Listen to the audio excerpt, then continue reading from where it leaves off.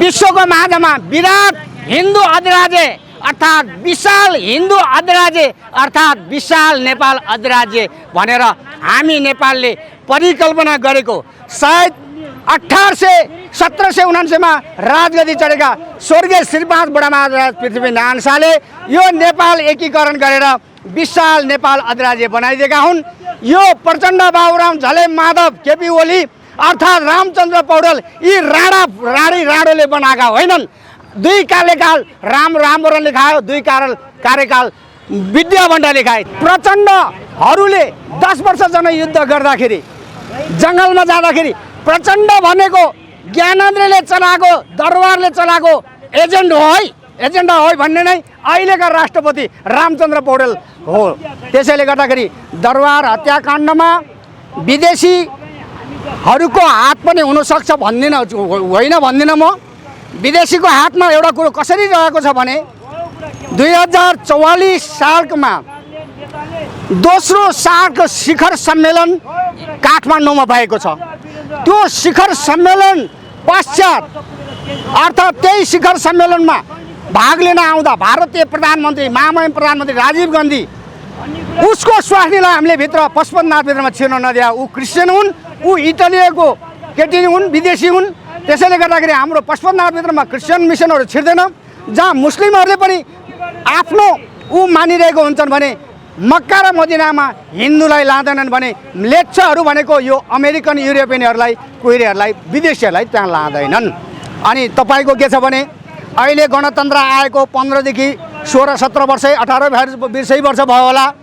आज राजा वीरेन्द्रको वंशनाश भएको 22औं वर्षको दिन त्यो राजा वीरेन्द्रको वंशनाश जसरी गरेको छ अब सत्तामा बस्ने प्रचण्ड पुष्पलाल दाल छविलाल दाल तिम्रो छोरा मरिसकेको छ, तिम्रो स्वास्नी भित्ता हेर्न बसिरहेको छ भने तिमीहरूले एमसीसी र एसपीपी पास गरेर खाने निर्णय पनि गर्यौ।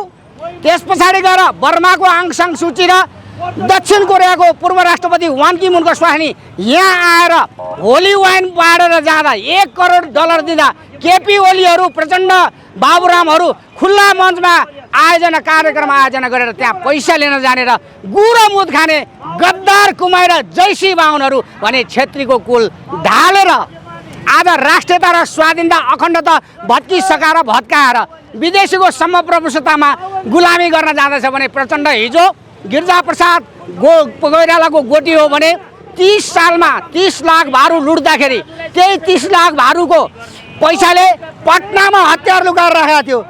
त्यो जनवादी क्रान्ति होइन, नौलो जनवाद ल्याउनु लागि क्रान्ति भएको होइन। नेपालमा चोर बाटोबाट विदेशी सम्प्रभुताले बोकाएर पठाएको गणतन्त्र र लोकतन्त्र चाहिँ ल्याएका हुन्। यो लोकतन्त्र मैले मानेको छुइनँ। यो गणतन्त्र मान्ने पक्षमा हामी यथार्थवादी नेपाली जनता छँदैछौँ। नेपालको स्वाधीनता र अखण्डता र अस्मिता र स्वाभिमानको र स्वावलम्बताभित्र विरोध के अरे अस्मिताभित्रमा विश्व ब्रह्माण्डको खगोलको एकात्मक प्रणालीभित्रमा सनातन त बोकेर बसेको छ भने यदि एसियामा लडाइँ भयो भने हामी संसार पलभरमा जलभित्र जान्छौँ। त्यसैले अमेरिका उसलाई म very idiot bastard, big terrorism in the world, United States of America, you are not American, you are very dangerous big terrorism in the world.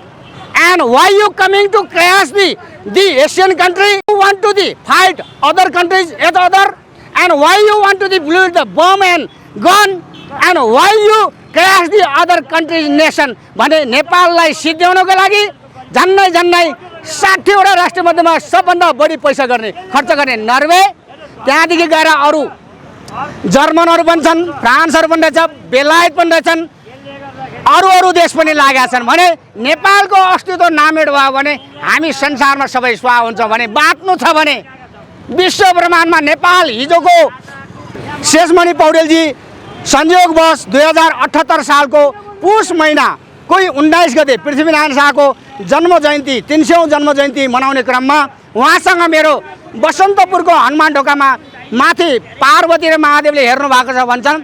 मलाई लाग्छ त्यो राजा रानी हो। महादेव पार्वती चाहिँ होइनन्, अर्थात् राजा रानी नै भन्नु नै महादेव पार्वती हो, अर्थात् ब्रह्मा विष्णु महेश्वर भन्नु नै यिनै तिनै एउटै देवता हुन्। तर उनको रचना लीला धेरै छन् भने त्यहीँ बसेर मैले 78 साल पुष 19 गते ब्रह्म जानती ब्राह्मण दिज उचिते शूद्र संस्कारे, न जानती ब्राह्मण हुन्छ कि या ब्रह्म जानती ब्राह्मण हुन्छ भने सत्य त्रेता द्वापर कली चारै युग ठगेर खाने ब्रह्म कर्म गर्ने ब्राह्मणहरूले वेद पढ्ने, उपनिषद पढ्ने, ग्रन्थ पढ्ने, कठोपनिषद पढ्ने, भागवत पढाउने, विद्या के अरे पुराणहरू सुनाउने, रामायण सुनाउने ब्राह्मणहरू त अहिले त राजनीति गरेर कलीमा राक्षसीपना देखाएर हिँडेका छन्। त्यसैले स्वाधीनता बच्यो भने, देश बच्यो भने, अखण्डता बच्यो भने आज राजा छैनन्, तर पनि यहाँ टपरे बाहुनाले ठाउँ ठाउँमा यी ठेकदारी बाहुनाले सप्ताह र पुराण लाएर खाइरहेको छ। म त्यो लगाउनु हुँदैन भन्छु। किन भन्नुहुन्छ भने के अरे श्रीमद् भागवत गीतामा 18 अध्याय छ, 18,000 वर्ष लाग्छ। रामायणमा तुलसी गीत रामायण वा रामायणमा भनौँ त्यसभित्रमा 14 अध्याय समाविष्ट छ भने 7वटा काण्ड विभाग गरी बनाएको छ भने टपरामा राखेर काटो खाने बाहुन तिमीलाई राजनीति गरेर भनेर कुन चाहिँ वेदले भनेको छ। त्यसैले हाम्रो संस्कार, सभ्यता, इतिहास भू बनावटको आधारमा नबनाउँ। यो ब्रह्माण्डको नीति नियम साम दाम दण्डभेद अस्मिता नबिग्रोस्।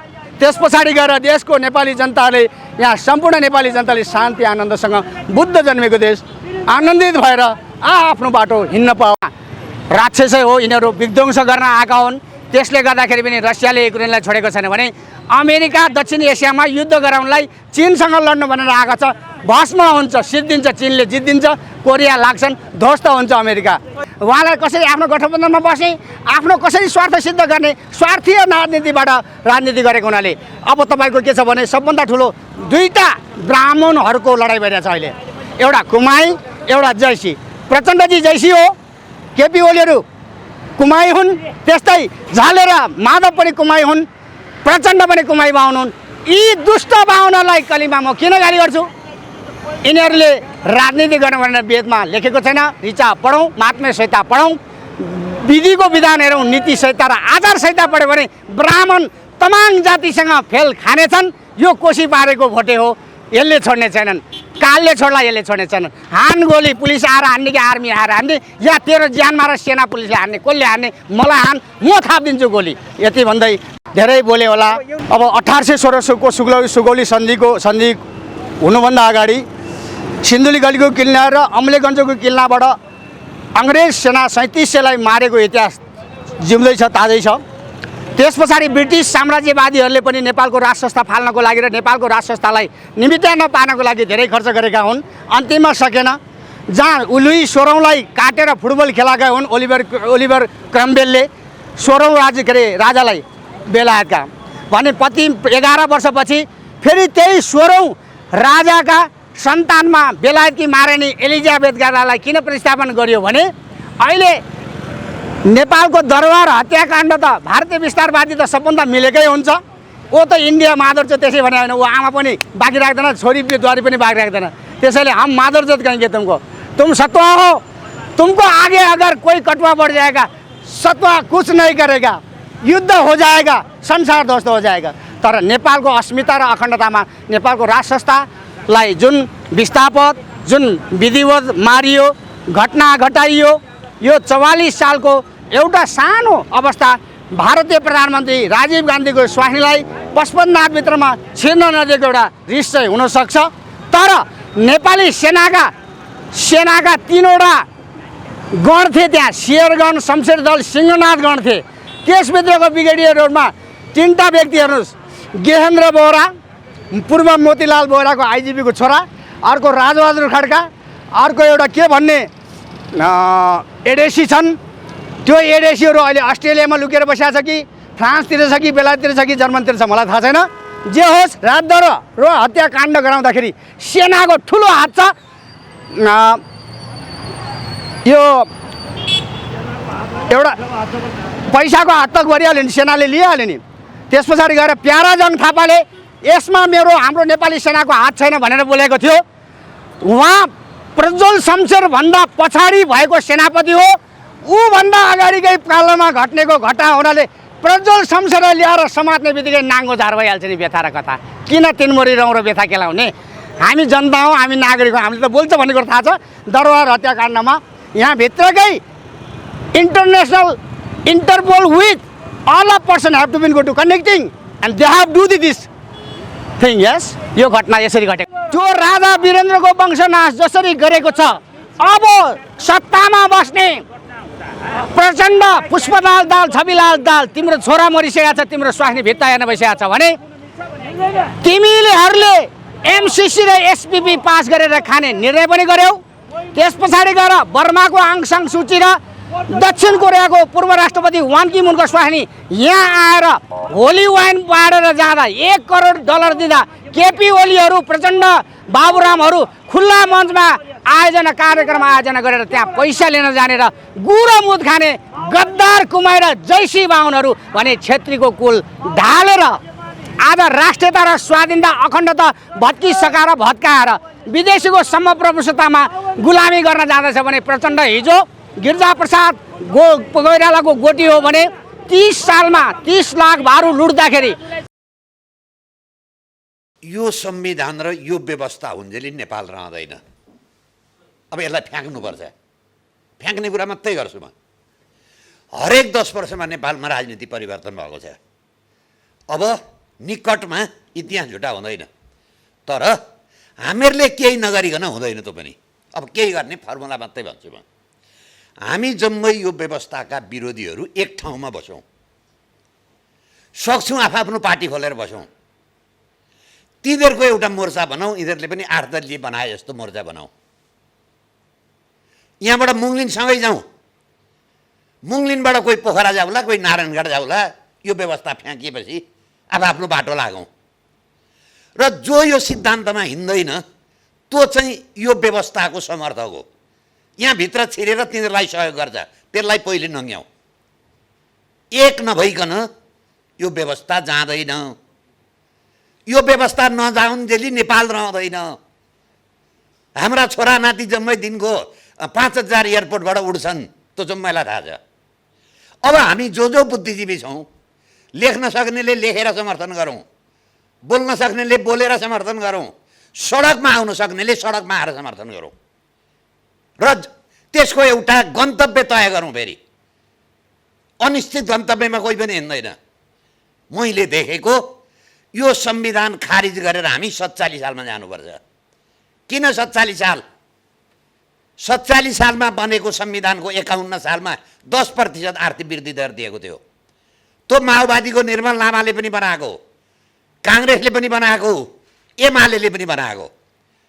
त्यो 47 सालको संविधानमा काङ्ग्रेसका, माओवादीका र एमालेका मान्छे पनि समर्थनमा छन्। त्यो मात्रै गन्तव्य हो। हामी यो संविधान फ्याँकेपछि अर्को संविधान बनाउने हामीसित हैसियत छैन। अब फेरि राजाले दिएको संविधान जनताले मान्दैनन्। फेरि हामी चाहिँ गोलचक्कर यो संविधान सभा र गोलमेजतिर लागेर 10 वर्ष हामी बर्बाद नगरौँ। यो व्यवस्था फ्याँक्नु, मन्त्री परिषद खुला मञ्चबाट घोषणा गरौँ, जनताले लगेर कुर्सीबाट राखिदिन्छन् सिंहदरबारमा। एउटा सशक्त आयोग बनाऊ, राजनीतिज्ञको हरेकको एक्सराई गरौँ, कगजको पेटमा कालो छ ती कालोलाई थन्काइदिउँ, 6 महिनामा चुनाव गरौँ, अनि देश सिस्टममा हिँडिहाल्छ नि। ठुलो समस्यै छैन। तर हाम्रैमा समस्या छौँ।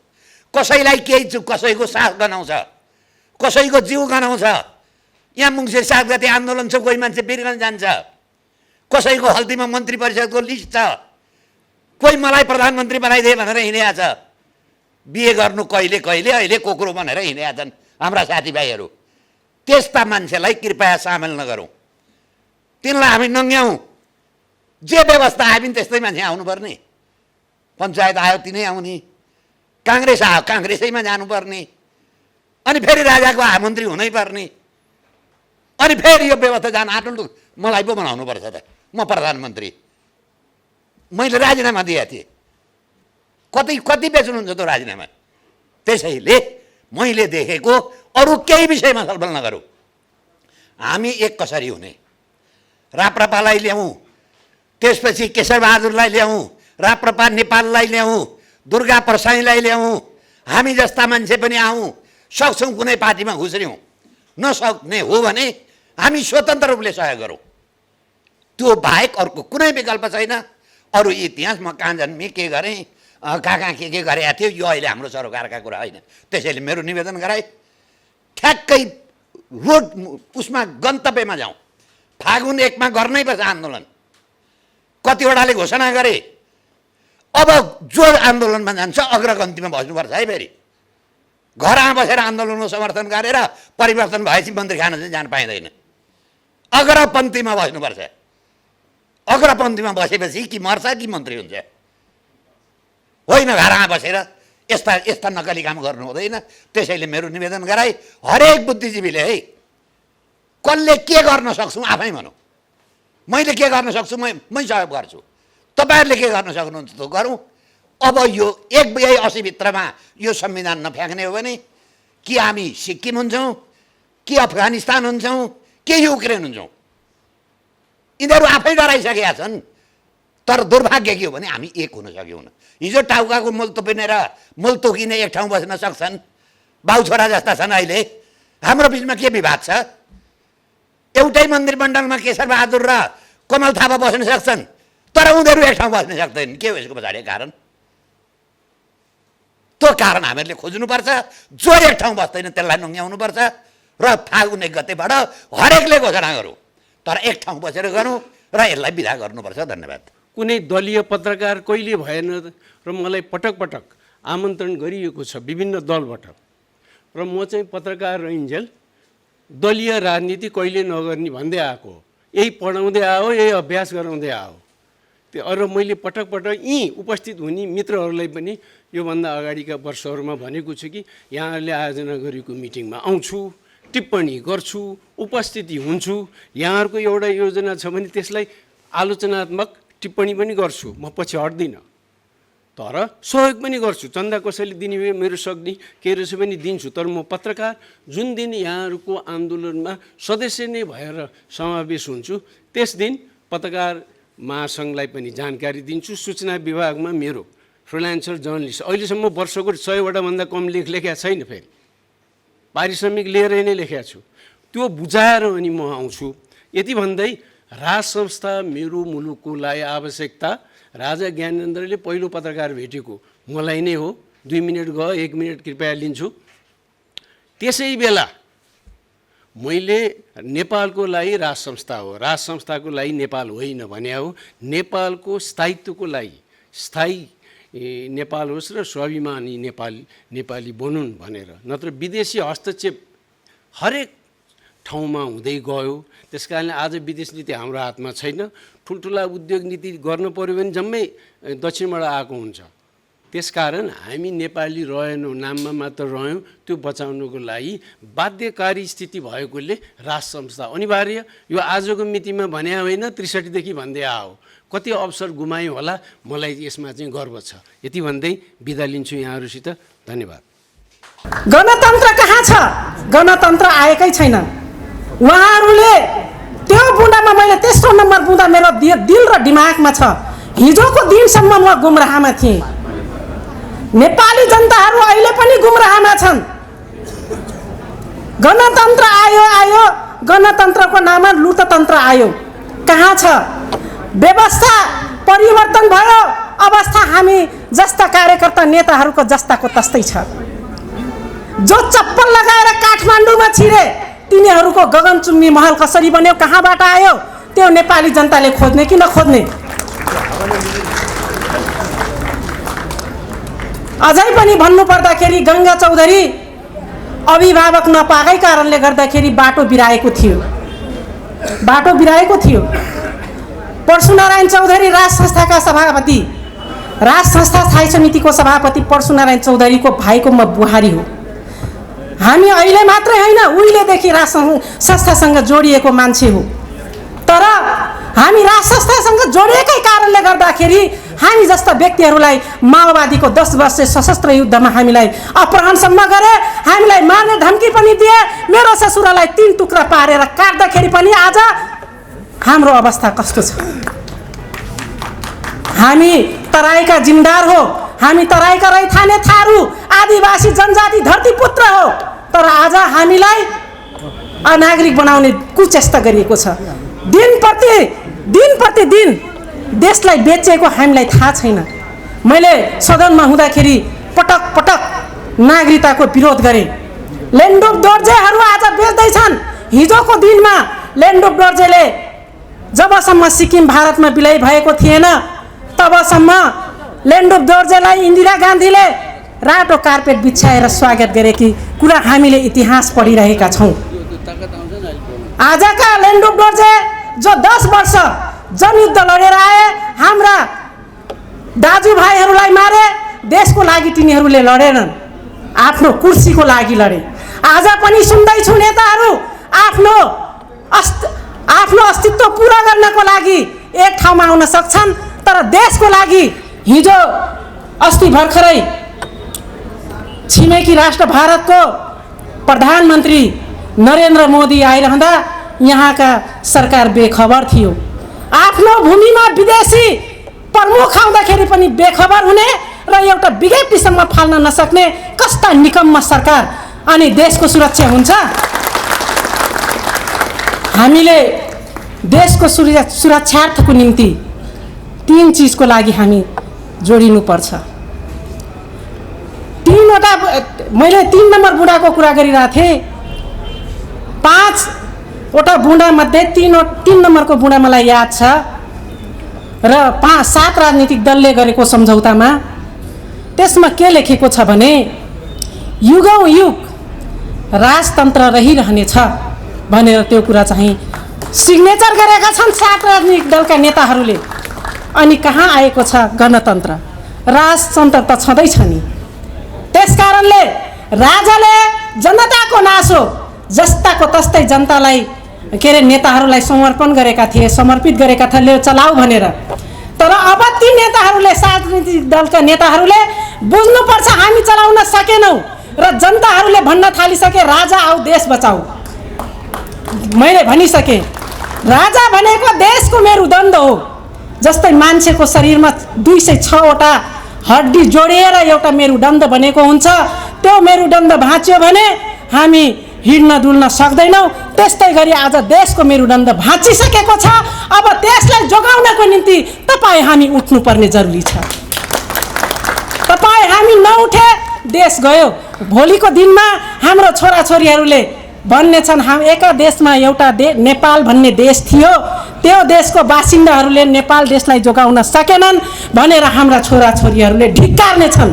त्यसकारणले त्यो देश जोगाउनको निम्ति पनि हामीले उठ्नुपर्ने जरुरी छ। त्यसकारणले गङ्गा चौधरी आज राष्ट्रिय शक्ति नेपालसँग जोडिन पुगेको छ। गङ्गा चौधरीलाई एमालेले कारबाही गर्यो त मलाई घरबाट निकाल्न सक्नु पर्यो नि, नेपाल देशबाट निकाल्न सक्नु पर्यो नि, अनि मात्र गङ्गा थारू बोल्न छोड्छ। गङ्गा थारूको एक थोपा रगत र सास र हुन्जेलसम्म राष्ट्र र राष्ट्रियताको लागि बोल्न छोड्ने छैन। म एमाले हुँदाखेरि त मैले छोडिनँ। अब त राष्ट्रको लागि हिँड्ने, बोल्ने, राष्ट्रको लागि लडिरहने एउटा मोर्चा, एउटा फोरममा जोडिन पुगेको छु त मलाई बोल्न कसले रोक्ला र? म एउटै कुरा भन्न चाहन्छु, म बाबा जय गुरुदेव संस्थाको नेपाल राष्ट्रको महिला अध्यक्ष हो। मेरो संस्थामा 60-70 हजार लगभग हाम्रो सत्सङ्गीहरू छन्। मेरो श्रीमान नेपाल राष्ट्रको संरक्षक हुनुहुन्छ। अब केही दिनमा नेपाल आउँदै हुनुहुन्छ हाम्रो गुरु, र हाम्रो गुरुले फेरि पनि ठुलो हजारौँको मासमा हामी यही विषयमा कार्यक्रमहरू गर्न तयारी गर्दैछौँ। त्यसकारणले मैले के भन्न चाहन्छु, हटेर होइन, डटेर, मागेर होइन, खोसेर। म अस्ति भर्खरै राजालाई भेटेँ। मैले राजालाई पनि यही भने, जो तपाईँसँग सहमति गरेका छन् अब त्यो दस्तावेज लुकाएर होइन, जनताको अगाडि छर्लङ्ग पार्नुहोस् 5वटा बुँदाहरू के हुन् भनेर। त्यो 5वटा बुँदाहरू के हुन् गुमराहमा रहेका जनताहरूले पनि बुझुन्। आखिरमा गणतन्त्र त आएकै रहेनछ। तपाईँ विश्वको जुनसुकै कुनाबाट चुरो कुरो हेरेर बसिरहनुभएका सम्पूर्ण दर्शकलाई कार्यक्रम चुरो बहसमा हार्दिक स्वागत छ। चुरो बहसको आजको यो विशेष अङ्कमा हामी देशको पछिल्लो घटनाक्रम राष्ट्रिय अन्तर्राष्ट्रिय राजनीतिमा देखिएका विभिन्न किसिमका क्रिया प्रतिक्रियामा केन्द्रित भएर संवाद गर्दैछौँ। त्यसका निमित्त चुरो कुरोको चुरो बहसमा पत्रकार विश्लेषक अधिवक्ता राजेन्द्र पाठक हुनुहुन्छ। सबभन्दा पहिले म चुरो कुरोको चुरो बहसमा राजेन्द्र पाठकलाई स्वागत गर्छु। यहाँलाई चुरो बहसमा हार्दिक स्वागत। हस्, धन्यवाद उमेशजी। अहिले यो भारतको अयोध्यामा राम मन्दिरको उद्घाटनको विषयले विश्व नै एक प्रकारले तरङ्गित भएको छ। जनवरी 22मा राम मन्दिरको उद्घाटन हुँदैछ। यसलाई लिएर भारतमै चाहिँ एक प्रकारको विवाद सिर्जना भयो। यसलाई प्राण प्रतिष्ठा गर्ने जुन तयारी गरिएको छ, त्यहाँ भारतमा शङ्कराचार्यहरूले नै बहिष्कार गरिसकेपछि यो आरएसएसको मात्रै कार्यक्रम हुने भयो, यो हिन्दू धर्मको कार्यक्रम होइन, हिन्दू धर्म नै विभाजित हुने भयो भन्ने तरिकाले व्याख्या विश्लेषण भएको छ र सञ्चार माध्यममा त्यसै गरी समाचारहरू आइरहेछन्। के साँच्चीकै भारतमा हिन्दू धर्म विभाजन हुन थालेको हो अथवा शङ्कराचार्यहरूले बहिष्कार गरेर गरिएको त्यो प्राण प्रतिष्ठाको कुनै अर्थ रहन्छ? मैले यहाँबाट सुरुवात गरेँ। हस्, धन्यवाद उमेशजी। समसामयिक प्रश्न गर्नुभयो, तर त्यो चाहिँ अन्तर्राष्ट्रिय विषय भएको कारणले हामीले त्यति धेरै इन्टरभेन्सन गर्नु चाहिँ उचित हुँदैन। तैपनि हामी एउटा हिन्दू भएको कारणले, के भन्दा सम्पूर्ण यो चाहिँ नि अब आर्यावर्त चाहिँ अन्तर्गतको चाहिँ नि हाम्रो देश पनि एउटा आर्यावर्त सम्प्रदाय अन्तर्गतको भएको कारणले गर्दाखेरिमा, हामी आफै स्वयं हिन्दू भएको कारणले गर्दाखेरिमा त्यो के अरे भारतमा 32 वर्ष पछाडि राम मन्दिर बनेर राम मन्दिरको उद्घाटन गर्नु चाहिँ एकदमै स्वाभाविक कुरा हो, एकदम खुसीको विषय हो। समग्र हिन्दूहरूले सबैले खुसी मनाउनु पर्ने विषय हो। तर चाहिँ नि अब स्वयं शङ्कराचार्य भनेको चाहिँ नि भगवान् शिवको त आराधना गर्ने प्रमुख चाहिँ नि आराधक मध्येका अब 4 शङ्कराचार्यहरू भारतमा विराजमान हुनुहुन्छ। अब उहाँहरूको भनाइ चाहिँ के रह्यो भन्दाखेरिमा यो धर्मसम्मत होस्, शास्त्रसम्मत होस्, धर्मलाई चलाउँदाखेरिमा, धर्मलाई अगाडि बढाउँदाखेरिमा, धार्मिक गतिविधिलाई अगाडि बढाउँदाखेरिमा शास्त्रसम्मत हुनुपर्छ भन्ने उहाँहरूको मान्यता आफ्नो ठाउँमा एकदमै सही छ। किन भन्दा अब न्यायलाई चलाउँदाखेरिमा विधि विधान सम्मत र कानुन सम्मत हुनुपर्छ भने जस्तै हो यो। किन भन्दा धर्मलाई चलाउँदा, धर्मलाई अगाडि बढाउँदाखेरिमा शास्त्रसम्मत अगाडि बढाउनुपर्छ भन्ने उहाँको मान्यता हो। अब उहाँहरूले आफ्नो तरिकाले आफ्नो हिसाबले नोट अफ डिसेन्ट राख्नु स्वाभाविक हो। तर सिङ्गो भारतमा अब 2024मा चुनाव पनि आइराखेको छ। अब बिजेपी त अब एउटा राजनीतिक दल पनि भएको कारणले अब हिन्दूवादी एजेन्डा बोकेर आएको राजनीतिक दल, अब हिन्दूवादी एजेन्डा बोकेर आएको राजनीतिक दलले हिन्दूवादीहरूसँग नजिक रहेको राम सीताको मन्दिर उद्घाटन गरेर, श्रीरामजीको मन्दिर उद्घाटन गरेर चाहिँ अलिकति राजनीतिक अब बेनिफिटको लागि पनि त्यो हुनसक्छ राजनीतिक दृष्टिकोणले हेर्दा। अब यता धार्मिक दृष्टिकोणले हेर्दाखेरिमा चाहिँ त्यो चाहिँ उचित हुँदैन भनेर शङ्कराचार्यहरूको मत छ। जस्तो कि अब पूर्ण नभएको कलश समेत नराखिएको, अब चाहिँ माथि उसमा चाहिँ गजुरमा कलश समेत नराखेको पूर्ण नभएको मन्दिर चाहिँ नि आफैमा प्राण प्रतिष्ठा गर्न योग्य हुँदैन भन्ने उहाँहरूको तर्क पनि आफ्नो ठाउँमा सही होला। जस्तो शङ्कराचार्यको पत्रै मैले हेरेको छु, शङ्कराचार्यहरूले सामूहिक रूपमा लेख्नुभएको पत्रै मैले हेरेको छु कि त्यहाँ चाहिँ उहाँहरूले अरू सबै कुरा भन्दा पनि अब यो पूर्ण नभएको मन्दिर चाहिँ नि आफैमा प्राण प्रतिष्ठा गर्न योग्य हुँदैन। जस्तो शरीर पूर्ण भएन भने प्राण हुँदैन नि भने जस्तै अब प्राण प्रतिष्ठा भनेको त त्यो चाहिँ नि त्यसमा प्राण भर्ने हो होइन, त्यो सिङ्गो मन्दिरमा प्राण भर्ने हो। मन्दिर शरीर हो, भित्रको गर्भगृहको मूर्ति चाहिँ प्राण हो। त्यस कारणले गर्दा शरीर पूर्ण नभएसम्म त्यो प्राण भर्नुको कुनै औचित्य हुँदैन भन्ने उहाँहरूको आशय छ। अब बुनहत पनि मिलेको छैन, शरीरै पूर्ण भएको छैन, यस्तो ढङ्गले चाहिँ भारतमा चाहिँ यो बिजेपीले राजनीति गरे हो कि धर्म संस्कृतिको जगेर्ना गरे हो? जस्तो यसअघि उसले चुनाव जित्दाखेरि हामी चाहिँ राम मन्दिर बनाएर उद्घाटन गर्छौँ भनेर उसले वाचा गरेको थियो। त्यो वाचा पुरा गर्नको लागि अब चुनाव नजिकिँदैछ, त्यो वाचा पुरा गर्नको लागि चुनावी स्टन्ट हो कि के ढङ्गले बुझ्ने त? जहाँ चाहिँ भारतीय काङ्ग्रेसका प्रतिनिधि पनि आउने छैनन्, ममता ब्यानर्जी पनि आउने छैनन्, अरू पनि आउने छैनन्, अरू सबैले त्यो दिन आफ्ना आफ्ना ढङ्गले चाहिँ हिन्दूहरूकै मठ मन्दिरमा गएर पूजाआजा गर्दैछन्, तर त्यही पुग्दैछन्। यत्रो राजनीतिक विषय किन बनिएको छ भारतमा धर्म? होइन, भारतमा त अब धार्मिक विषय भनेको धेरै नै ठुलो राजनीतिक एजेन्डा हो। जस्तो हिन्दू मुस्लिमको त्यहाँ विभिन्न बेलामा ठुलो किसिमको अब चाहिँ झडप पनि भइरहेको छ होइन। भारतमा हिन्दू मुस्लिमको ठुलै झडप हुने ठाउँ हो। त्यस कारणले त्यो आफैमा राजनीतिक एजेन्डा बन्छ। जस्तो मुस्लिमहरूको आफ्नै एजेन्डा बन्छ, मुस्लिम समर्थकहरूको आफ्नै एजेन्डा बन्छ, हिन्दू समर्थकहरूको आफ्नै एजेन्डा बन्छ। त्यो स्वाभाविक हो। किन भन्दा अब त्यहाँ राजनीतिसँग धर्म जोडिएको छ होइन। नजोडिएको भए उचित हुन्थ्यो, किन भन्दा धर्म अलग विषय हो, राजनीति अलग विषय हो होइन। तर त्यो पिपुलसँग दुइटै कुरा पिपुलसँग सम्बन्धित हुने हुनाले गर्दाखेरिमा कहिले कहिले आफैमा कन्ट्राडिक्सन हुनु स्वाभाविक पनि हो। तर चाहिँ नि अब बिजेपी विशुद्ध चाहिँ नि राजनीतिक दल भएको कारणले आरएसएस चाहिँ धर्मसँग सम्बन्धित विषयको त्यसले वकालत गर्छ होइन। अब बिजेपीले चाहिँ नि अब राजनीतिसँग सम्बन्धित कुराको वकालत गर्छ, त्यो उनीहरूले अब त्यसलाई चाहिँ अलिकति राजनीतिक एजेन्डा बनोस् भन्ने पनि उनीहरूको आफ्नो मनसाय होला, आशय चाहिँ त्यो पनि होला होइन। तर त्यो आशय आफ्नो ठाउँमा छ, तर चाहिँ त्यो मन्दिर पूर्ण नभइकन चाहिँ नि प्राण प्रतिष्ठा गर्नु हुँदैन भन्ने मात्रै त्यही एउटा विषयमा मात्रै नोट अफ डिसिजन छ। अब शङ्कराचार्यजीहरूको चाहिँ अझ यो पछिल्लो फेजमा चाहिँ अर्को कुरा पनि आइरहेको छ। अर्को एकजना के शङ्कराचार्य नाम मैले अलिक भुलेँ, उहाँले भन्दै हुनुहुन्थ्यो कि अब हिजो चाहिँ मुद्दा लड्दै गर्दाखेरिमा हामी समथिङको मिश्र एक दुईजना वकिलहरूको नाम लिएर उहाँहरू बाहेक हामीहरू सिङ्गो चाहिँ नि भारतको चाहिँ सन्त समाज बाहेक को थियो र? बिजेपी पनि थिएन, अब चाहिँ नि आरएसएस पनि थिएन होइन। अब त्यो अरू कुनै चाहिँ नि योसँग सम्बन्धित अब चाहिँ दलहरू सङ्गठनहरू पनि थिएन, विशुद्ध हामी मात्रै लडिराखेका थियौँ। पछि हामीले नै यो कुरा मुद्दा जितेर आइसकेपछि अब यहाँ चाहिँ नि बिजेपीले यसलाई चाहिँ नि अब राजनीतिक मुद्दा बनाउनु खोज्यो भन्ने आशयको चाहिँ नि भनाइहरू पनि आइराखेका छन् होइन। तर जे होस् अन्ततगतवा भगवान् श्रीरामको मन्दिर चाहिँ नि स्थापना भएको छ, अब उद्घाटन हुन लाग्दैछ। अब हामीले यसमा दुःख मनाउनु पर्ने त कुनै कारण छैन होइन। तर पनि अब कुनै पनि त्यो के अरे धार्मिक गतिविधि अगाडि बढाउँदाखेरिमा चाहिँ शास्त्रसम्मत भइदिएको भए राम्रो उचित हुन्थ्यो भन्ने चाहिँ हामी सबैको चाहिँ नि अब सोच त्यस्तो उचित छ। हाम्रो पनि त चिन्ताको विषय हो नि, हामी पनि हिन्दू धर्ममा आस्था राख्छौँ, वैदिक सनातन धर्ममा आस्था राख्छौँ। त्यो राम मन्दिरसँग हाम्रो पनि साइनो छ, जनकपुरबाट सीताको बिहे गरेर त्यहाँसम्म पुऱ्याएकै हो। हामीले कोसेली पठाउँछौँ, बेला बेलामा हामीले भार पठाउँछौँ, जान सारा कुरो पठाउँछौँ होइन। हामी कहाँबाट शालिग्राम ढुङ्गै लगाएको छ, हाम्रो 2-2वटा शालिग्राम लगाएको छ। अब यहाँनिर कुरो कहाँनिर रह्यो भने त्यो त समग्र हिन्दूहरूको होला नि त राम मन्दिरको हो, समग्र हिन्दू।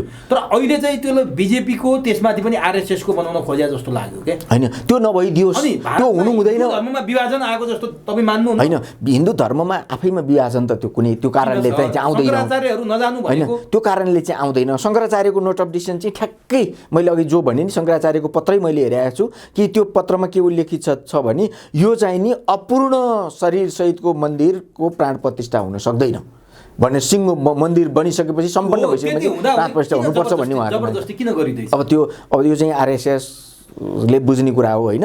अब चाहिँ अब उसले के अरे बिजेपीले बुझ्ने कुरा हो। अब हामी विदेशमा बस्नेहरूले हामी त नेपाली हौँ होइन, हाम्रो आस्थाको विषय भएको कारणले गर्दा यस्तो नभइदिँदा राम्रो हुन्थ्यो भन्नेसम्म हामीले भन्न सक्छौँ। अब अर्को कुरा नि यहाँनिर बिजेपीले चाहिँ चुनाव टार्गेट गरेर मत तान्नु छ। अहिले उद्घाटन गरेपछि भोलि चुनाव जितेला नजितेपछि यो कहिले हो कहिले फेरि यस्तै रहला भन्ने उसलाई डर होला। र शङ्कराचार्यहरूलाई चाहिँ मेरो विचार है, शङ्कराचार्यहरूलाई चाहिँ बिजेपी आए त ठिकै होला, भोलि अर्को पार्टी आए पनि भोलि काङ्ग्रेस आउला अथवा अर्को आउला, अर्को सत्तामा आएपछि त यिनीहरूसँग पनि हामीले सम्बन्ध सुमधुर राख्नुपर्छ भनेर नगा हुन सक्लान्। यहाँ राजनीतिक दाउपेचमा धर्मलाई हालियो है? होइन त्यसो होइन। शङ्कराचार्यहरू चाहिँ विशुद्ध चाहिँ नि भगवान् शङ्करको चाहिँ नि उहरू पीठहरू सम्हालेर बसेका एउटा चाहिँ महायोगीहरू हुन्। उनीहरूप्रति उनीहरू यस्ता राजनीतिक कुराले उनीहरूलाई कुनै किसिमको आकर्षण गर्दैन मेरो विचारमा है, उहाँहरूलाई गर्दैन। उहाँहरू चाहिँ विशुद्ध चाहिँ नि धार्मिक विषयहरू चाहिँ नि शास्त्रसम्मत हुनुपर्छ। चाहे जोसुकै आउन्, जो भोलि सरकार जसको होस्, शासन जसको होस् होइन, जुनसुकै दल आओस्, जुनसुकै पार्टी आओस्, जुनसुकै सङ्गठन आओस्, उहाँहरूलाई यसको कुनै जरुरी छैन। हिजो उहाँहरू एक्लै लड्नु भएको थियो नि होइन, 32 वर्षसम्म त उहाँहरू मुद्दा एक्लै लड्नु भएको थियो नि, त्यति बेला पनि त उहाँहरूले लागेकै हो नि। त्यस कारण त्यो बेलामा त अब चाहिँ नि अब काङ्ग्रेस आएकै सरकार थियो नि भारतमा होइन, बिचमा बिजेपीको पनि सरकार थियो नि। भनेपछि यो कुराहरूले चाहिँ उहाँहरूलाई छुँदैन, किन भन्दा उहाँहरू चाहिँ एकदम विशुद्ध धार्मिक विषयलाई र शास्त्रसम्मत विषयलाई मात्रै लिनुहुन्छ। त्यस कारणले उहाँहरूको विषयमा कुनै शङ्का गर्ने कुनै ठाउँै छैन। तर धर्मलाई चाहिँ विवादमा चाहिँ ल्याइयो है भारतमा? होइन, धर्मको विषयलाई लिएर विवाद चाहिँ बेला बेलामा नआउने होइन, भारतमा आउँथ्यो त्यो स्वाभाविक पनि थियो। तर हिन्दूभित्रै विवाद ल्याइयो नि त होइन। यो हिन्दूको विवाद चाहिँ होइन है, फेरि यो हिन्दूको विवाद होइन हिन्दू बिचको विवाद चाहिँ होइन, तर विधि सम्मत हुनुपर्छ भन्ने मान्यता मात्रै हो। उहाँहरूले अलग गर्न खोजेको चाहिँ होइन, अलग किन खोजेको चाहिँ होइन। उहाँहरूले विधि सम्मत हुनुपर्छ भन्दा जबरजस्ती किन त यता?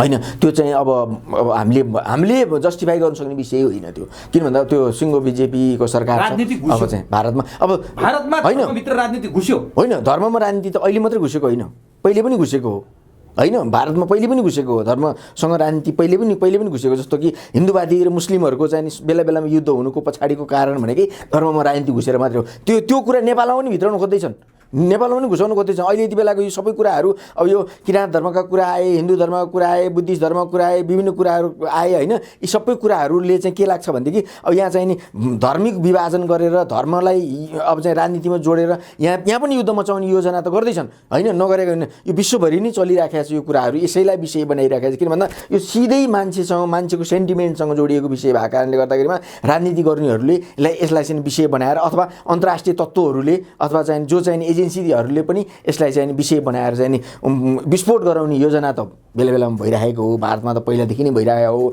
नेपालमा पनि त्यो गतिविधि अगाडि बढाउन खोजिरहेका छन् तर नेपालमा चाहिँ त्यस्तो ठुलो सम्प्रदाय छैन एउटै सम्प्रदाय त्यति ठुलो चाहिँ नि लडबिड गर्ने शक्तिसहितको सम्प्रदाय नभएको कारणले मात्रै यो हुनबाट अहिलेसम्म जोगिराखेको हो अब जसरी क्रिस्चियनहरूको भ्याटिकन छ त्यो पोप बस्ने भ्याटिकन देश सानो भए पनि क्रिस्चियनहरूको आस्थाको केन्द्र छ र सारा क्रिस्चियनहरूको त्यहाँ विश्वभरका क्रिस्चियनहरूको इसाईहरूको आस्थाको केन्द्र थियो यो भारतको राम मन्दिरलाई पनि भ्याटिकन जस्तै सारा विश्वभरका हिन्दूहरूको आस्थाको केन्द्र बनाउने भनेर चाहिँ प्रचार गरियो तपाईँ सम्भावना देख्नुहुन्छ त्यो होइन मैले किन नदेख्नु किन भन्दा राम मन्दिर विश्वभरिका हिन्दूहरूको चाहिँ केन्द्र बन्न सक्छ पशुपतिनाथ विश्वभरिका हिन्दूहरूको केन्द्र बन्न सक्छ मुक्तिनाथ विश्वभरिको हिन्दूहरूको केन्द्र बन्न सक्छ जस्तो अब लुम्बिनी चाहिँ विश्व बुद्धिस्टहरूको केन्द्र बन्न सक्छ होइन हाम्रो बौद्धनाथ र हाम्रो स्वयम्भूनाथ पनि विश्वभरिको बुद्धिस्टहरूको केन्द्र बन्न सक्छ नहुने कुरै होइन नि यो त किन भन्दा आस्थाको विषय भने त यो कसैले टुटाएर टुट्दैन नि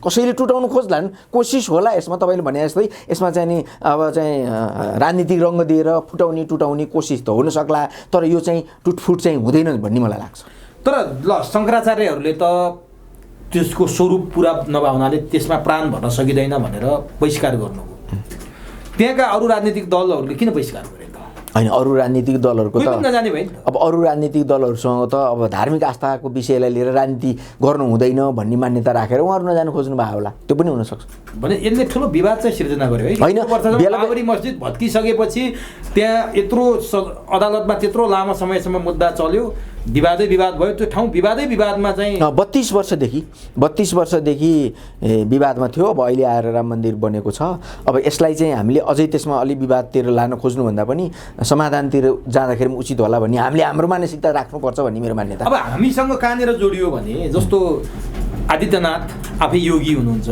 उत्तर प्रदेशका मुख्यमन्त्री उहाँ चाहिँ धार्मिक व्यक्तित्व हुनुहुन्छ उहाँको व्यक्तित्व नथाहा पाउने सायदै होलान् उहाँले एक ठाउँमा प्रश्न भन्नुभएको छ कि हिन्दू सम्राटको सहभागिता बिना त्यो अनुष्ठान अपुरो हुन्छ त्यो गर्भभागमा जे काम गरिन्छ हिन्दू सम्राट जब त्यहाँ सहभागी हुँदैन भन्नुको मतलब उहाँले नेपालको राजालाई निम्तो नदिएर राजाको त्यहाँ सम्राटको त्यहाँ सहभागिता नभएर यसको कुनै अर्थ छैन भन्ने ढङ्गले बोलिरहनु होइन उहाँको धेरै विवादमा चाहिँ यो राम मन्दिर उद्घाटन हुँदैछ उहाँको योगी आदित्यनाथ मलाई जहाँसम्म लाग्छ योगी आदित्यनाथजी महाराजले चाहिँ धेरै पहिला यो एउटा भाषण गर्नुभएको रहेछ मैले पनि देखेँ मैले पनि सुनेँ जस्तो मन्दिरका गर्भगृहहरूमा भारतमा र नेपालमा भएका प्रतिष्ठित मन्दिरका गर्भगृहहरूसम्म जाने चाहिँ नि अब चाहिँ नि सामर्थ्य चाहिँ दुईटाले मात्र राख्छन् एउटा शङ्कराचार्यहरूले राख्छन् धर्मगुरु विशिष्ट लेभलका धर्मगुरुहरूले राख्छन् हिन्दू धर्मगुरुहरूले राख्छन् अर्को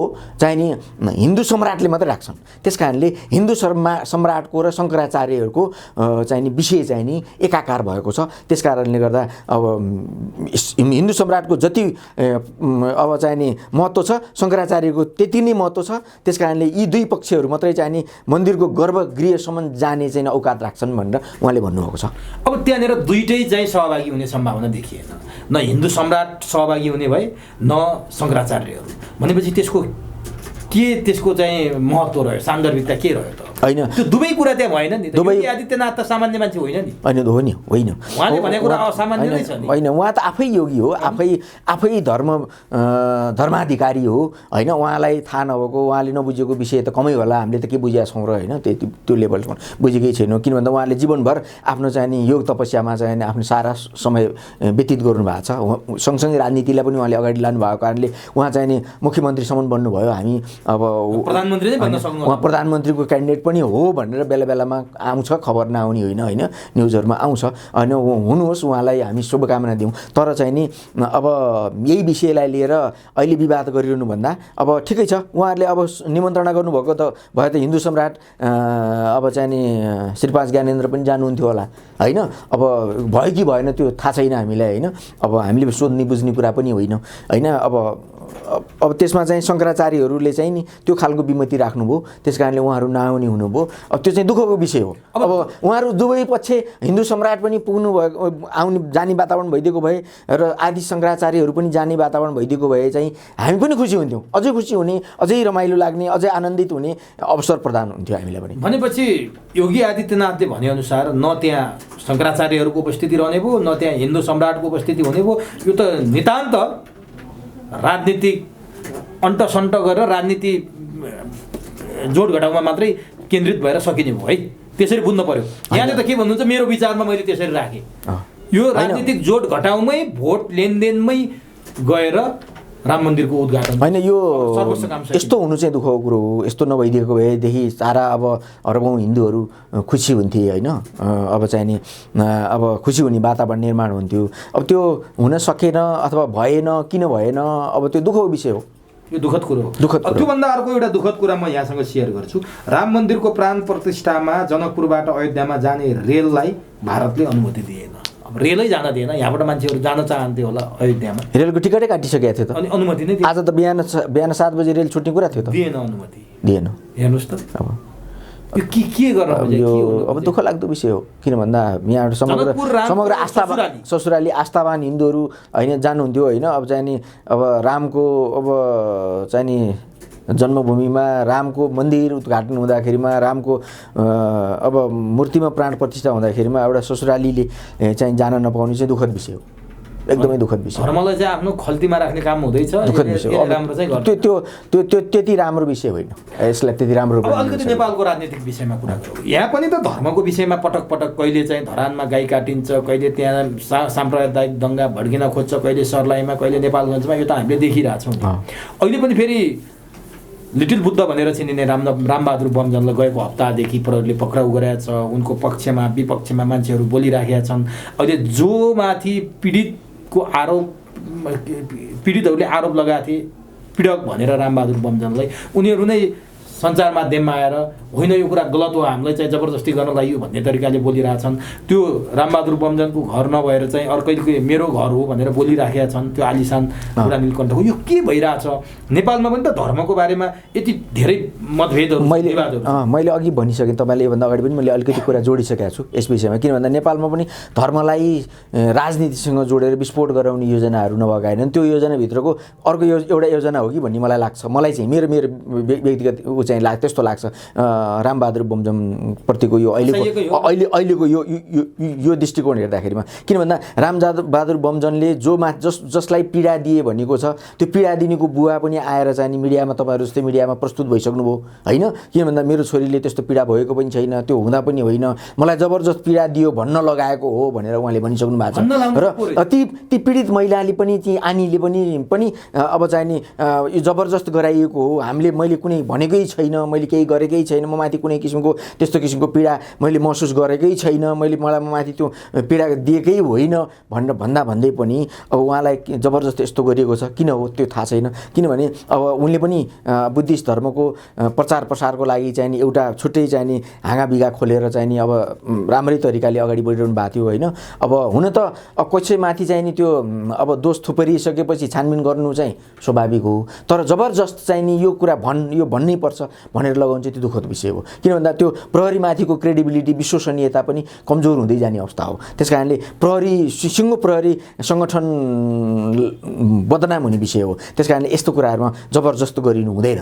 प्रहरीले किन जबरजस्ती गर्यो होला? कसले चाहिँ यो कुराको भेस्टेड इन्ट्रेस्ट चाहिँ कसले चाहिँ बोकेर यो काम गरिरहेको होइन यो अन्तर्राष्ट्रिय एजेन्सीहरूले मैले अघि तपाईँलाई यो पनि फेरि पनि भन्यो तेह्रौँ अब अन्तर्राष्ट्रिय एजेन्सीहरूले चाहिँ नि नेपालका साना टुक्रे धर्महरू साना साना धर्महरू छन् नि यहाँ त विभिन्न धर्म सम्प्रदाय एकै ठाउँमा बसेर मिलेर बसेको सम्प्रदाय हो नि त यो त नेपाली हो नि त होइन हामी भाषिक हिसाबले मात्रै जोडिएका छौँ अरू त धार्मिक हिसाबले त अलग अलग छौँ होइन तर फेरि सबै धर्मले सबै धर्मलाई सम्मान गर्ने अवस्था पनि छ किन भन्दा बुद्धिस्टहरूले हिन्दूलाई हिन्दूले बुद्धिस्टलाई सम्मान गर्ने किराँतहरूले हिन्दूलाई हिन्दूले किराँतलाई एकअर्कामा चाहिँ नि जोडिएर पूजा आजा नै गर्ने त्यो सब सारा कुरो चाहिँ नि रिचुअलहरू पनि मनाउने संस्कारहरू पनि मनाउने संस्कृतिहरू पनि साथमै मनाउने यस्तो राम्रो मिलेको परम्परालाई समाप्त गर्नलाई चाहिँ नि त्यो अदृश्य तत्त्व त्यो चाहिँ नि त्यो गिद्धे दृष्टि राख्ने तत्त्वले चाहिँ यो गरेको हो हुनसक्छ भन्ने मेरो अनुमान छ।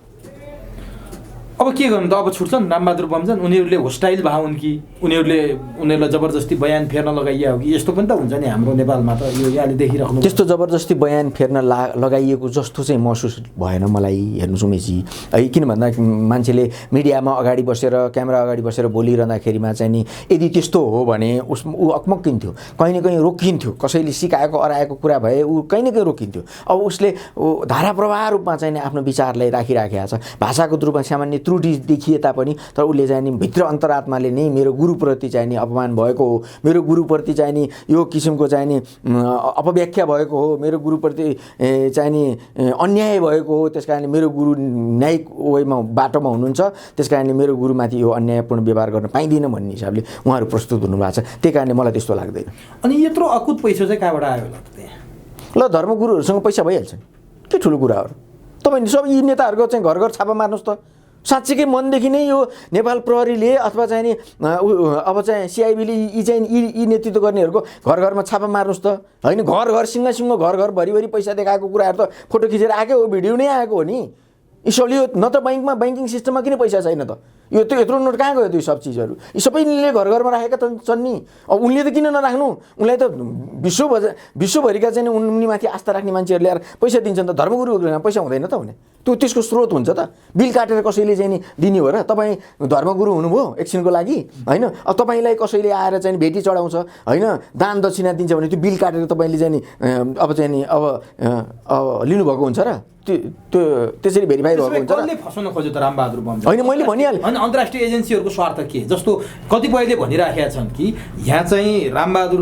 बमजन चाहिँ जनजातिबाट आएको व्यक्तित्व र लिटिल बुद्धका रूपमा परिचय गराइराख्नु भएको छ उहाँका कारण चाहिँ जनजातिमा चाहिँ क्रिस्चियनिटी बढ्नबाट चाहिँ उहाँले रोकथाम गर्नुभएको थियो एउटा प्रखालको काम गर्नु एकदम त्यसकारण उहाँलाई सिद्धाउन खोजियो भनिरहेको एक थरीले उहाँले गौतम बुद्धकै अपमान गर्नुभएको छ बुद्धभन्दा ठुलो हो भनेर बोल्नु भएको छ उहाँका शिष्यहरू त्यस्तो भनिदिन्छन् त्यसकारण बुद्ध धर्मावलम्बीहरू नै उहाँलाई सक्न लागेका छन् भन्छन् एक थरीले हिन्दू धर्मावलम्बीहरू नै लागेका छन् भन्छन् एक थरीले क्रिस्चियन धर्म मान्नेहरू नै लागेका छन् भन्छन् कोबाट हो त उहाँ हिन्दू बुद्धिस्टहरू कदापि रामबहादुर बमजनको विरुद्धमा छैनन् हिन्दू बुद्धिस्टहरू कोही पनि छैनन् किराँतहरू पनि छैनन् होइन मुस्लिमहरू पनि छैनन् यहाँ हुनसक्छ सम्भाव्य चाहिने क्रिस्चियनहरू नै हुनसक्छ क्रिस्चियन मिसनरी नै हुनसक्छ उनीहरूकै कारण यो सब डिजाइन उनको विरुद्धमा यदि छ भने यदि कुनै एजेन्सी छ भने क्रिस्चियन मिसनरी हुनसक्छ सम्भावना चाहिँ त्यही छ तर अरू हिन्दू बुद्धिस्टहरू अरू कुनै चाहिँ मुस्लिमहरू कसैले लागेर चाहिँ उहाँलाई बिगार्न खोजेको होइन होइन अब सम्भवतः त्यो नहोस् होइन क्रिस्चियनहरूले पनि आफ्नो तरिकाले आफ्नो धर्म संस्कार परम्परामा बाँच्ने आधारहरू बनुन् उनीहरू पनि बसुन् उनीहरूले आफ्नो धर्म मानुन् सम्मानका साथ हामी उहाँहरूलाई चाहिँ मान्न तयार छौँ तर चाहिँ नि अर्कोलाई सिद्ध्याएर आफ्नो वृद्धि विकास गर्छु भन्नुको चाहिँ एकदम गलत नितान्त गलत धारणा हो त्यो त्यस कारणले गर्दा यो कुरालाई चाहिँ मान्न सकिँदैन। भनेपछि तपाईँलाई लाग्छ कि रामबहादुर बमजनकै कारण जनजातिमा क्रिस्चियनिटी बढ्नबाट रोकिया छ सबैभन्दा बढी क्रिस्चियनिटी त जनजातिमा छ तामाङ सम्प्रदायमा क्रिस्चियनिटीले 100% चाहिँ नि स्थान प्राप्त गरिसक्थ्यो होला यति बेला तामाङ सम्प्रदायमा तर उहाँले चाहिँ नि उहाँकै कारणले गर्दाखेरि तामाङ सम्प्रदाय 100% क्रिस्चियनिटी बढ्नबाट रोकिएको चाहिँ छ हो यसकारण पनि उहाँमा सम्भावना हो यसकारण पनि उहाँमाथि यसकारण पनि हुनसक्छ अब हो नै भनेर त कसरी भन्नु अब त्यो त गर्नेहरूले थाहा होला होइन हुनसक्छ त्यस्तो किसिमको देखिन्छ त्यस्तो हेर्दा सिनेरियो त्यस्तो देखिन्छ भनेपछि सबै ठाउँ चाहिँ क्रिस्चियनहरूले अस्तव्यस्त पारिदिने भयो है नेपालमा इसाईहरूले राजनीति त्यस्तै बनाइदिएका छन् धर्म त्यस्तै बनाइदिएका छन् समाज त्यस्तै बनाइदिएका छन् आर्थिक रूपमा त्यस्तै बनाइदिएका छन् उनीहरूकै बोलवाला चले हो होइन यस्तै देखिन्छ अब चाहिँ नि राजनीतिक दलहरूमा पनि त्यही खालको व्यवहार देखिन्छ। अब धार्मिक सम्प्रदायहरूमा पनि त्यही खालको व्यवहार देखिन्छ। इभन पशुपतिनाथसम्ममा गएर त्यही खालको व्यवहार देखिन्छ होइन। किन भन्दा पशुपतिनाथ चाहिँ नितान्त हिन्दूहरूको देवता, हिन्दूहरू बाहेक प्रवेशै गर्न पाइँदैन पशुपतिनाथमा भनेर लेखिएको छ, ढोकामै लेखिएको छ। भनेपछि त यस्तो ठाउँहरूमा पनि क्रिस्चियनहरूले विभिन्न किसिमका चाहिँ नि अब चाहिँ सङ्क्रमण गर्ने देखिएको छ। जस्तो पशुपतिको जङ्गलमा चाहिँ क्रिस्चियनहरूले लास गाड्ने ठाउँ बनाएका छन्, सारा कुरो। अब त्यो त अतिक्रमण भएको हो, अतिक्रमण गर्न खोजेको हो भन्ने कुरो त प्रष्टै छ नि। अब यो त धर्ममाथि विदेशीहरूको हस्तक्षेपको कुरा भयो। अब अर्को एउटा भ्रष्टाचारको डरलाग्दो दलदलमा हामी फँसेका छौँ। हामीले भुटानी शरणार्थी पनि बेहोऱ्यौँ, हामीले ललिता निवास पनि बेहोऱ्यौँ, हामीले एनसेल पनि बेहोऱ्यौँ, हामीले सुन प्रकरणमा पनि बेहोऱ्यौँ। त्यति हुँदाहुँदै अहिले फेरि केही भ्रष्टाचारका उदाहरणहरू आएछन्। भूकम्पमा नेताहरूले जस्ता चोर्नेदेखि लिएर पैसा खानेसम्मका कुरा पनि हामीले देख्यौँ। अहिले फेरि माओवादीका महासचिव देव गुरुङमाथि भूकम्प पीडितको राहतमा भ्रष्टाचार गरेको उनकै पार्टीभित्र पत्रसहित आरोप लाग्यो। उनकै केन्द्रीय सदस्यले उनकै हो। यो के हो यो खासमा? हेर्नुहोस् त, भूकम्प पीडितको राहतमा समेत र्याल छोड्ने माओवादीका महासचिव, माओवादीभित्रकै नेताले पत्रसहित यो कुरा पठाइसकेपछि अब के गर्ने? अब धर्मगुरुलाई दिएको दक्षिणामा र्याल चौनी, भूकम्प पीडितलाई चाहिँ एउटा पीडित जो चाहिँ पालमुनि बसेर आफ्नो प्राण त्यागिरहेछ बिचरा, त्यहाँ आफूलाई आफ्नो शरीर थ्याक्न नसकेर प्राण त्यागिरहेछ, तिनीहरूलाई व्यवस्थित गर्नुपर्छ भन्ने त कहाँ हो। अझ उल्टो उनीहरूलाई आएको विदेशीले दिएको अथवा चाहिँ नि विदेशमा बस्ने नेपालीहरूले दिएको अथवा कुनै दाताले दिएको चन्दा पनि चाहिँ बिचमा बसेर चाहिँ नि कमिसन खाने, त्यसमा पनि भ्रष्टाचार गर्ने। योभन्दा नालायक, योभन्दा निकृष्ट, योभन्दा घटिया चरित्र के हुन सक्ला? कुनै हुन सक्ला? योभन्दा अगाडिको भूकम्प पीडितहरू देख्नु भएन? त्रिपाल लिएर चाहिँ सांसदहरू भागदौड गरेका सांसदहरूलाई त्रिपालको खाँचो थियो। हेर्नुहोस् है, तिनीहरूलाई लाज घिन केही छैन। हेर्नुहोस् है, त्रिपाल लिएर इन्डियाबाट त्रिपाल किनेर ल्याउँदाखेरिमा किनेको त्रिपालमा त्यत्रो सारा